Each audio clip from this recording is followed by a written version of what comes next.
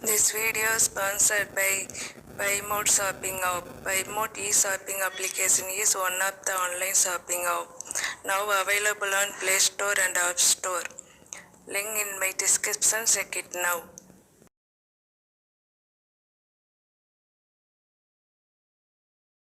ராகிணியை பார்த்த மாத்திரத்தில் பிடித்து போய்விட்டது.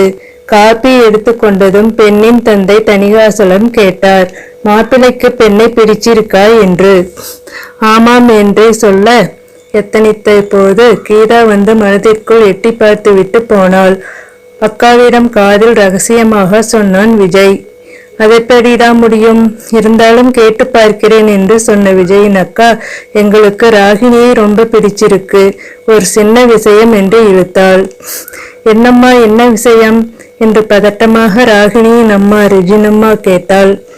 அது அவன் பொண்ணுகிட்டே ஏதோ தனியா பேசணுமாம் என்றாள் ரோஜா விஜயின் அக்கா.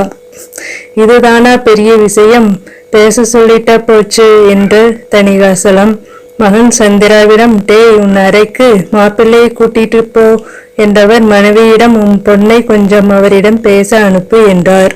ராகினி வந்ததும் எழுந்து கொண்ட விஜய், எப்படி இருக்கீங்க என்றான். நன்றாக இருக்கிறேன், நானே உங்களிடம் தனியாக பேசணும்னு நினைச்சேன், ஆனால் நீங்களே பேசணும்னு சொன்னதும் ரொம்ப சந்தோஷமாயிடுச்சு என்றாள் ராகினி. மனதுக்குள் என்னவாக இருக்கும் என்று யோசித்துக் கொண்டே, என்னங்க, என்ன விஷயம், என்னை பிடிக்கவில்லையா என்று கேட்டான் விஜய். அப்படியெல்லாம் ஒன்றுமில்லை, இருந்தாலும் மனதில் ஒரு உறுத்தல். ஆனா ஏதோ பேசணும்னு கூப்பிட்டங்களே, என்ன விஷயம்? ராகினி ஆர்வமாக திரும்பி அவரிடம் கேட்டாள். நான் பேசுறது இருக்கட்டும், நீங்களே பேசணும்னு நினைச்சதா சொன்னீங்களே, என்ன விஷயம்? விஜய் கேட்டான். நான் சொல்றத கேட்டா கொஞ்சம் கஷ்டமாகத்தான் இருக்கும், ஆனால் முதல்ல சொல்லிட்டா நல்லதில்லையா? அதான் அவள் பெருமூச்சு விட்டாள்.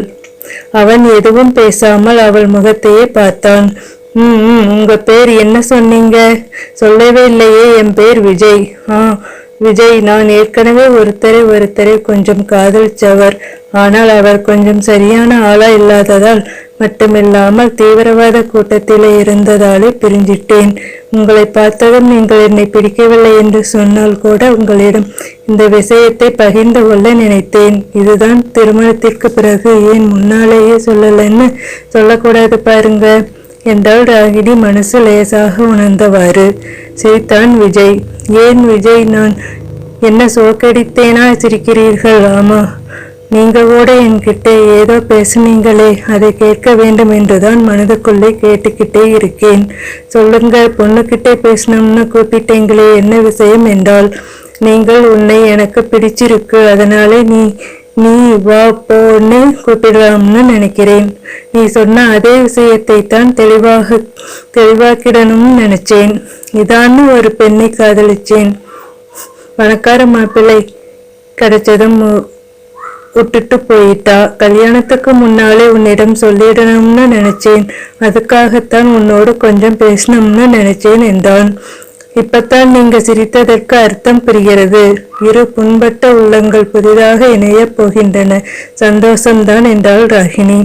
இப்படி சும்மா கேட்டா எப்படி என்றான் விஜய். பின்னே எப்படி பயந்து பார்த்தவாறு கேட்டாள். விஜய் கொண்டே இரண்டு பக்கமும் அருகில் வந்ததை பார்த்து அவள் கையை எடுத்து முத்தமிட்ட விஜயும் இப்போது மகிழ்ச்சிதான் என்றான். சிரித்துக்கொண்டே ஓடினாள் ராகினி.